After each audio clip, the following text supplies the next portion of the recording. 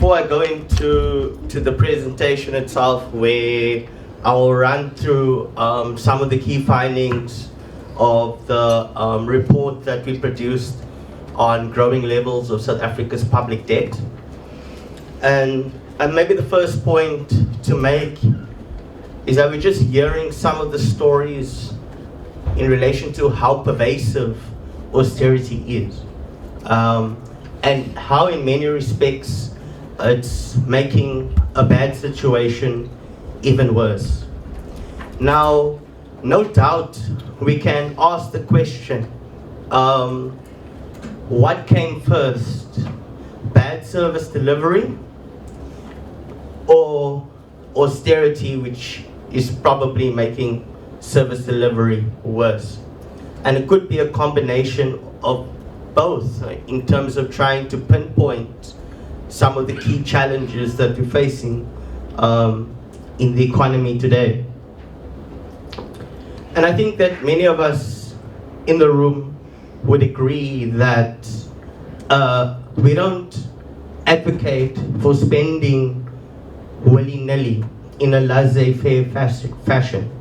I think all of us in the room would argue that we need prudent spending directed at improving people's lives and allowing for improved productive capacity that ensures greater job creation, including contributing towards overcoming climate change and other socioeconomic ills in society. Now, there could be a range of potential technical aspects that I think throughout the course of this meeting and in the future that we can deliberate on to get greater clarity on many aspects of how to spend more effectively. But I think for us as AIDC, we hope to convene here to use it as an opportunity to get broad consensus that not only is austerity undesirable, but it's unnecessary, and that there are a range of potential instruments that could be implemented to overcome austerity. And yes, we can, as I say, go further to elaborate on getting clarity on the modalities of how to utilize some of these instruments. But I think it will take a big step forward if we in the room can come out with some consensus to say, well, in fact, here's a range of possibilities that haven't been explored, which therefore means that the South African state, and particularly National Treasury, is failing on its constitutional obligations to ensure the maximum available resources is utilized for the advancement of progressive socioeconomic rights, and this includes cultural rights. And I think that's the kind of statement that a platform like this should endeavor to come out with. Now, going into the particular of debt, which, as I said, is being used to legitimize austerity. As Toko says, if we look at various kinds of debt, all of them are effectively increasing. This includes household debt, private debt of businesses or corporate debt, as well as public debt. And public debt encompasses gross government debt. This is the debt of the state itself, as well as that of other state-owned utilities and other state institutions. And South Africa's debt has grown significantly over the past decade, particularly following the global financial crisis of 2008-2009. And currently, the total gross government debt stock is around 4.7 trillion rand, and approximately just over 70% to GDP. When including the debt levels of state-owned enterprises and other state-owned institutions, the total public debt stock as a percentage of GDP rises to approximately 128%. Now, this, in the first instance, indicates that the levels of debt of state-owned institutions, particularly Eskom and Transnet, for example, are substantial, and in fact, almost comparative to the levels of total government debt. There are further aspects related to the composition of the debt vis-a-vis government debt and total public debt, which requires analysis. Nevertheless, this trend of growing public debt is not unique to South Africa. In fact, the trends are seen the world over, beginning with the increased neoliberalization of the global economy in the early 1980s. And this has compounded particularly all around the world following the global financial crisis, and then dramatically again following post-COVID-19. And in fact, even though the debt to GDP levels of many countries has slightly declined since COVID, the level of countries facing debt distress has increased. And now we have approximately 2/3 of countries, particularly developing countries, facing situations of debt distress.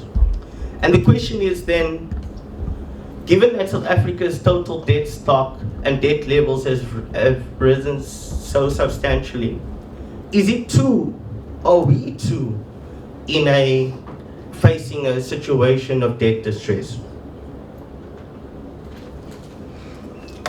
Now, in the first instance, and I should say that it's not only the total government debt stock as a percentage of GDP that has been growing over the past decade, it's also the level of spending in comparison to the level of income that government is seeing, also known as the budget deficit.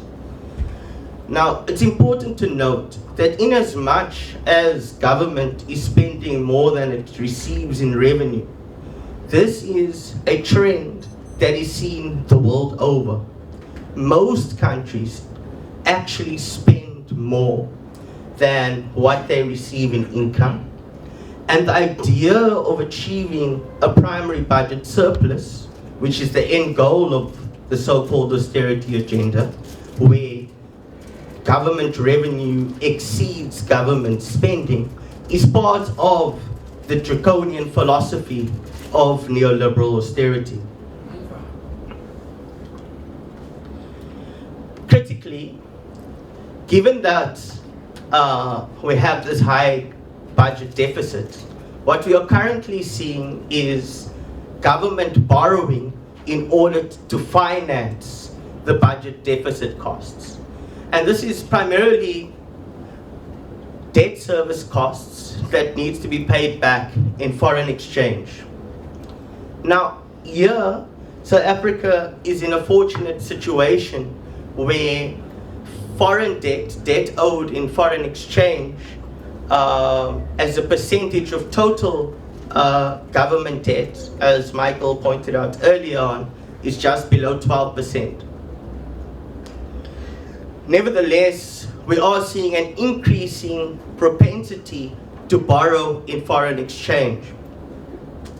This happens as a result of the inequalities within the international monetary system, growing geopolitical tensions, as well as due to stagnating trade, resulting in declining levels of hard currency going to developing countries, coupled with increased capital outflows or less capital inflows going into developing countries, as most so-called rent-seek investors are seeking to invest in US bonds and sometimes in the European bond market. This is what is pushing a sort of liquidity crisis for many developing countries, where they are unable to service its debt in foreign currency, which often leads to the default on the debt. Now, this highlights one of the key issues that comes with increased borrowing in foreign exchange. And as I was saying, given the declining levels of capital inflows into developing countries, we're seeing the push towards growing levels of borrowing from international finance institutions. And here a key example is the promulgation of the Just Energy Transition Partnerships. Now, South Africa has received a few loans in this regard as part of the $8.5 billion agreement. Myself and Kamal from the IUJ, along with, from CALS, the Center for Applied Legal Studies, submitted a prior application to get the details in relation to the loans. What we see is, and in fact, I think in the document, there's reason to believe that further prior applications need to be submitted on the document itself. In the first instance, if I recall correctly, the French Development Bank loan stipulates that the loan can only be used to finance the budget deficit, or is it the German Development Bank? One of the two is only to finance the budget deficit. So that raises the question of, what do you mean by climate finance? Secondly, it's also said within the National Treasury's budget review, but they do indicate in slightly more detail some of the terms related to the loans. So both the German Development Bank loan and the French Development Bank loan are linked to the 6-month Euribor, which interest rate is about 4.6% the last time I checked, plus 0.69% for the French Development Bank loan, or the German, I sometimes confuse the two, and plus 1 point something percent for the other, meaning that you're looking at effectively above 5%. That excludes some of the other draconian measures that completely puts all the power in the hands of the creditor. And if anything happens on the side of the debtor, there are massive implications, including additional fees that needs to be paid. Even before a cent is transferred to any account in South Africa, there is the payment of a confirmation fee to say that you will take the loan, additional administrative and management fees. So the point here is, and then lastly on this, is that whilst it's not conditionalities in the hard sense, they do come with a sort of soft conditionality for two reasons, in my view. The first reason is that both loans, which also relates to the World Bank, the 2021 bank loan, which speaks about the country partnership framework, which is how countries are supposed to relate to questions of debt. Both the French Development Bank and the German Development Bank loans takes its cue from the World Bank loan. All three require prior actions. Now, the prior actions are actions that already have been implemented. So it's a question of a chicken and the egg. And I think we must also note that many aspects of our state are in fact to the right of the IMF in many respects in the World Bank. So again, it's hard to really say, and it becomes difficult to challenge on the basis that it's a hard conditionality. But just to show you some of the examples of the prior actions. These include the increased liberalization of the energy sector, including the need to increase the threshold for private embedded generation energy, eliminating license requirements up to 100 megawatts of energy generated. It includes the need for the unbundling of ESCOM and for the creation of a competitive energy market, etc., etc. The second, I would say, conditionality, in a sense, is the way in which foreign loans dominated in foreign exchange locks you in to a global economic paradigm that requires you to raise the foreign exchange to service the debts that you've raised in foreign currency.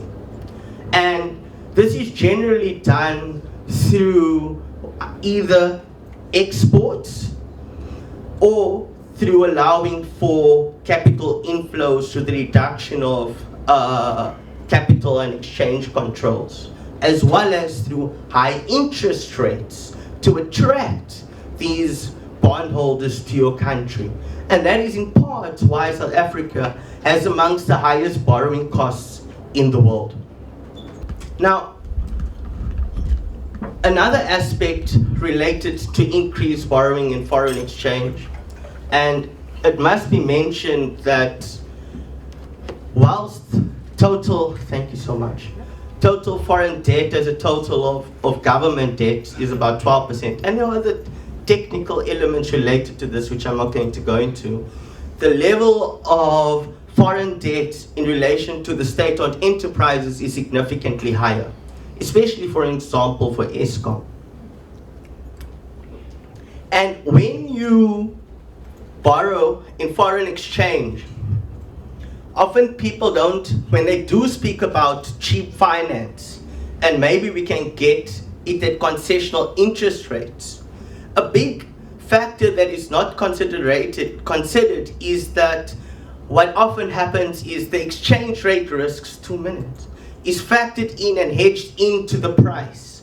And a 1 rand, a depreciation of 1 rand, of the rand vis-a-vis the dollar, results in a 29 billion rand increase in debt service costs alone. And we know that since 2010 until now, the rand has depreciated significantly against the dollar, and this relates quite the loans that we have taken out for ESCOM, Transnet, etc., primarily in dollars, have therefore since ballooned dramatically. And one key example of this is the 2010 World Bank loan for Medupi. And by our calculations, it will take 100 years for the repayment of, at that time, a $3.7 billion loan. So in our view, whilst South Africa has growing levels of debt, we see that the last mitigating point in this regard is that South Africa has high levels of foreign exchange reserves, more than $60 billion worth in foreign exchange reserves, which is sufficient to cover debt service costs and input costs for 5 months. So in other words, there's no looming debt crisis in the first instance, and that's the ultimate conclusion. But then we weigh up the issue of austerity as a public debt management strategy.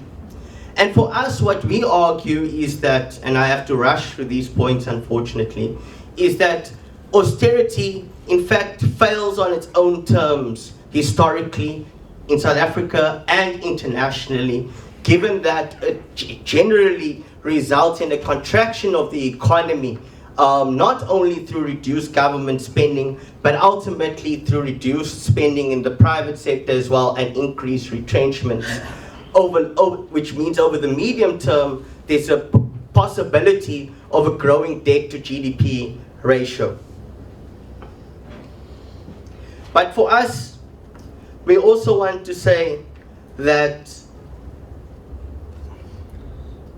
more than the fact that austerity failing on its own terms, beyond the dire socioeconomic implications that it has, it extends to beyond budget cuts. And I think it's the important point that Siraj raises in his point in the previous sessions.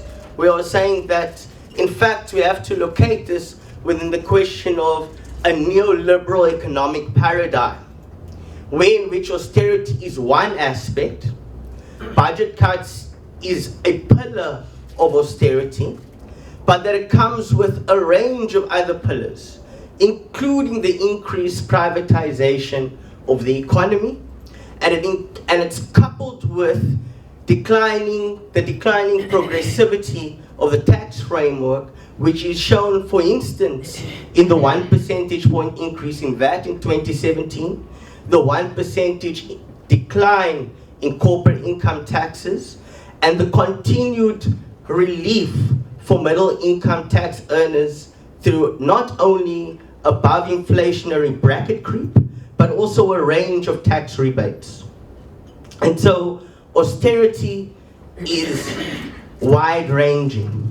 It's not just about the budget. And lastly on this is to say that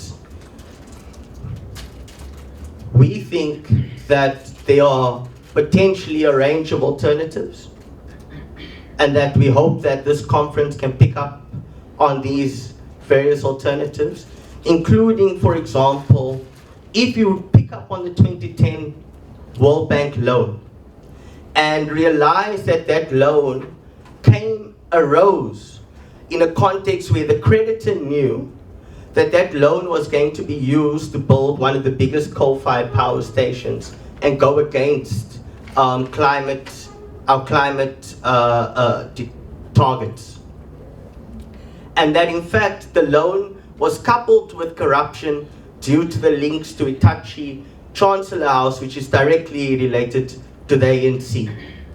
And so this brings up the question, are these loans not illegitimate? And raises the question, what other loans are in fact illegitimate? And should we not put these loans, particularly over the past 10, 15 years, to public scrutiny and have a public audit of the debt to evaluate what debts have been taken out against the interest of the population, which debts have been incurred for corrupt practices and that have resulted in the worsening of our climate emissions in this country. And let's cancel those debts. Let's repudiate them as part of a strategy to take the power back from the creditors to us. We can't pay and we won't pay, so cancel the debts.